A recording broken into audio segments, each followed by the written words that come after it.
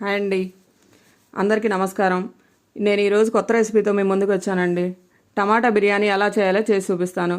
ఇందుకోసం టమాటాలు, ఉల్లిపాయలు, కొత్తిమీర, కరివేపాకు, అలాగే కడిగి పెట్టుకున్న బియ్యం అండి.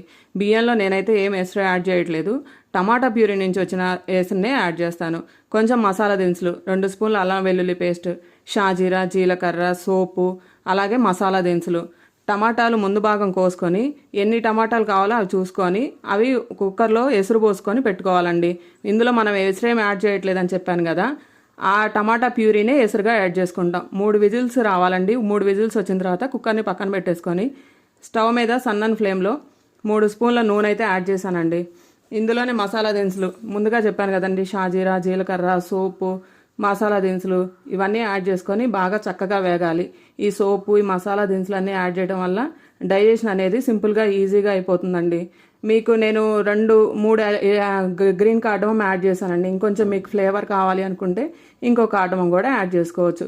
ఇవన్నీ చక్కగా వేగాక సన్నగా తరిగి పెట్టుకున్న ఉల్లిపాయలు యాడ్ చేసుకోవాలి. నేనైతే 3 ఉల్లిపాయలు తీసుకున్నానండి. మీకు కొంచెం గ్రేవీ కావాలి, కొంచెం స్వీట్నెస్ కావాలి, అలాగే బిర్యానీ ఫ్లేవర్ బాగుండాలి అనుకుంటే ఇంకో ఉల్లిపాయ కూడా తీసుకొని సన్నగా అవి ఇంకోటి కూడా యాడ్ చేసుకోవచ్చు. ఇందులోనే కొంచెం అల్లం వెల్లుల్లి పేస్ట్ యాడ్ చేశానండి. అది కూడా బాగా వేగాలి. మా చిన్నోడు ఉన్నాడు కదండి, మీకు వీడియోలో కనిపించినాడు, వాడు బాగా హెల్ప్ చేశాడండి. నాకు కొంచెం ఈగర్గా ఉన్నాడు, ఏం చేస్తుంది మమ్మీ, ఏం రెసిపీ ప్రిపేర్ చేస్తుంది అని. తర్వాత అందులో కొంచెం ఉడికించి పెట్టుకున్న మిల్ మేకర్ టేస్ట్ కోసం యాడ్ చేశానండి. పసుపు, ఉప్పు, కారం, కొంచెం గరం మసాలా యాడ్ చేశాను. ఆ తర్వాత ఉడికిచ్చి పెట్టుకున్న టమాటాలు ఉన్నాయి కదండి, అవైతే ఫైన్ పేస్ట్గా చేసుకోవాలి. నేను కొంచెం హర్రీబర్రీగా ఉండి పిల్లలు ఆకలి కోసం ఎదురు చూస్తున్నారని కొంచెం వేడిగానే యాడ్ చేసా పేస్ట్ చేసుకున్నానండి. ఎవరో అయితే అలా ట్రై చేయొద్దు, వేడిగా ఉన్నప్పుడు చేయొద్దు, కొంచెం ఆరాకే చేసుకోండి. చూసారు కదా బాగా ఆవిర్లు వస్తున్నాయి. మా చిన్నోడు బాగా కంగారు పెట్టేశాడు అనమాట, అమ్మ త్వరగా చేయి, అమ్మ త్వరగా చేయని. అందుకోసం నేను వేడిగానే చేశాను. ఇందులో ఎసురు అయితే నేనేం పోసుకోవట్లేదు అని చెప్పాను కదా, అక్కడ టమాటా ప్యూరీ ఉంది కదండి, దాంతోనే ఎసురు పోసుకున్నాను.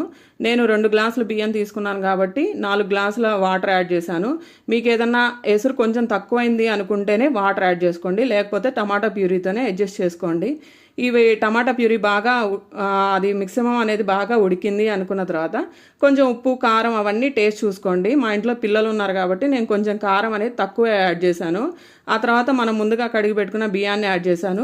అవి బియ్యం యాడ్ చేసిన తర్వాత ఒకసారి 2 సార్లు కలుపుకోండి, ఎక్కువ సార్లు కలుపుకోవద్దు. ఇలా కలుపుకోవడం ఏంటంటే మనకు బియ్యం అనేది ముక్కలు అయిపోయి బిర్యానీ అనేది ఉడికి బాగా మెత్తగా అయిపోతుంది. అలా కాకుండా ఒకసారి కలుపుకొని పక్కన పెట్టుకోండి. ఇదిగోండి బిర్యానీ అయితే దగ్గర పడిందండి.